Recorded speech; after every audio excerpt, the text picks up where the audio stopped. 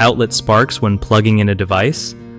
That can be super scary and definitely not something to ignore if you want to keep your home safe.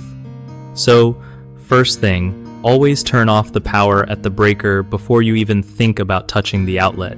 You don't want to risk getting shocked, right?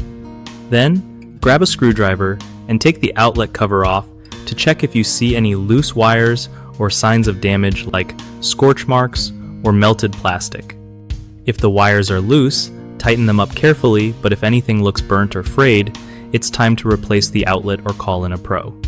Also, don't forget that sometimes the problem isn't just the outlet but the wiring behind it, so inspect that too.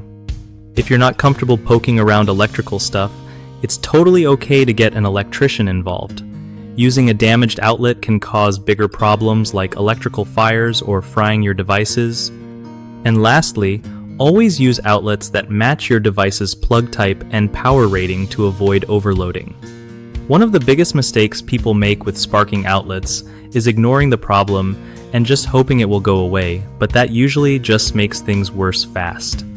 Another common issue is DIY repairs without turning off the power first, which is super dangerous and can cause serious injury. Lastly, using cheap or low-quality replacement outlets to save money can lead to more sparks or electrical shorts down the line. Always go for good quality parts and proper installation.